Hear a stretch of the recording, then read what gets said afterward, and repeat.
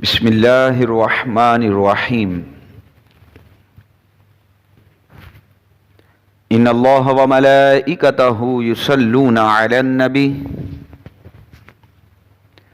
یا ایہا الذین آمنوا صلوا علیہ وسلموا تسلیما اللہم صل وسلم وبارک علی سیدنا ومولانا محمد النبی الامی الحبیب العالی القدر العظیم الجاہ وعلی آلہ واصحابہ وبارک وسلم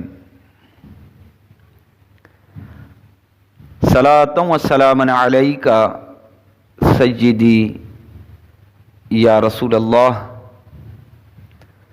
صلی اللہ تعالی علیہ وسلم۔ تعلیم کا شور ایسا، تہذیب کا غل اتنا، برکت جو نہیں ہوتی نیت کی خرابی ہے۔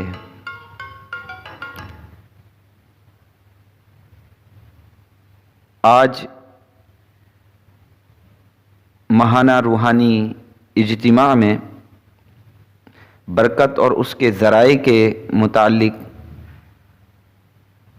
میں کچھ عرض کروں گا۔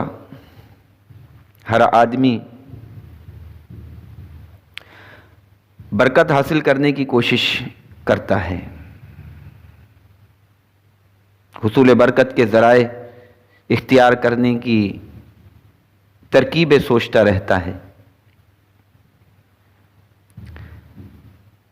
اگر اللہ تعالیٰ کسی کو نوازنا چاہے تو اسے محروم کوئی نہیں کر سکتا، اور اگر وہ کسی کے اعمال کی سزا دیتے ہوئے اسے محروم رکھنا چاہے تو اسے دینے والا کوئی نہیں۔ سورہ فاطر میں اللہ تبارک و تعالی ارشاد فرماتا ہے، اللہ لوگوں کو جو رحمت عطا کرے اسے روکنے والا کوئی نہیں، اور جو کچھ روک دے تو اس کے روکنے کے بعد اسے دینے والا کوئی نہیں، اور وہی غالب حکمت والا ہے۔ یہ بھی مسلمہ حقیقت ہے کہ اللہ تعالیٰ جس چیز کو چاہے انسان کے حق میں نفع بخش بنا دے، اور جس چیز کو چاہے نقصان کا سبب کر دے۔ وہ چاہے تو معمولی چیز کے ذریعے ڈھیروں بھلائیاں عطا فرما دے ہیں، اور چاہے تو بہت بڑی چیزوں کو بے فائدہ بلکہ نقصان دہ بنا دے۔ پروردگار کی طرف سے کسی چیز میں جو خیر اور بھلائی عطا ہوتی ہے نا، اسے برکت کہا جاتا ہے۔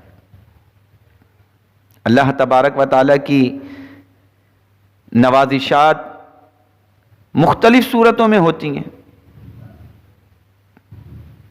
برکت کے انداز بھی مختلف ہوتے ہیں۔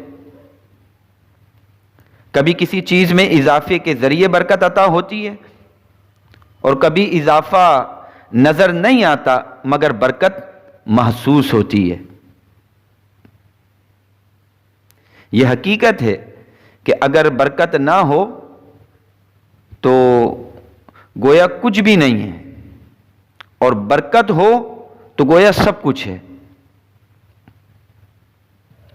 کسی بھی چیز کی مقدار زیادہ ہو مگر اس میں برکت نہ ہو تو وہ بے فائدہ ہے، اور اس کے برعکس مقدار کم ہو مگر اللہ تبارک و تعالیٰ اس میں برکت عطا فرما دے تو وہ راحت جاں بن جاتی ہے۔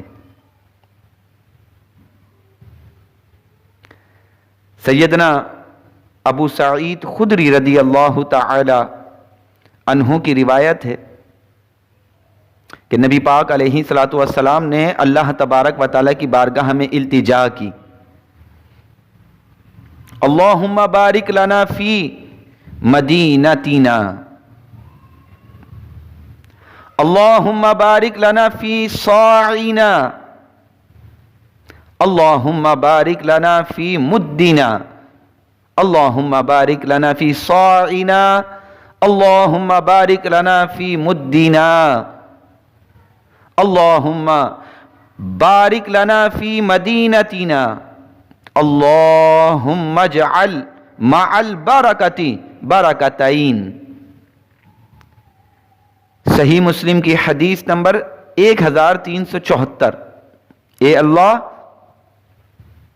ہمارے مدینے میں دنیاوی اور اخروی برکت عطا فرما۔ اے اللہ ہمارے ساع، یہ ایک ناپی جانے والی چیز ہوتی ہے، ہمارے ساع میں خیر و برکت عطا فرما۔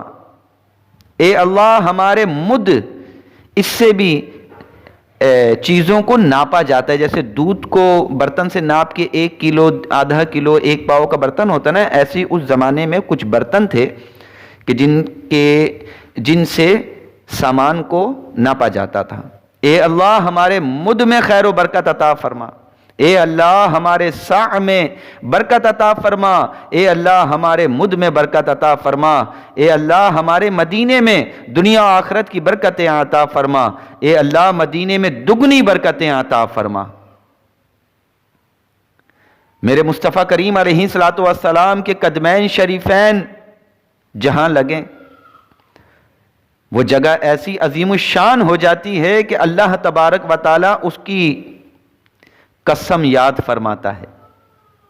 نبی پاک علیہ الصلوۃ والسلام نے مدینہ منورہ میں رونق افزا ہونے کے بعد اس کے لیے گراں قدر برکات کی دعائیں فرمائیں۔ اور توجہ کریں کہ یہ ہمارے لیے تربیت ہے کہ برکت ہے تو سب کچھ ہے، اور برکت نہیں تو کچھ بھی نہیں۔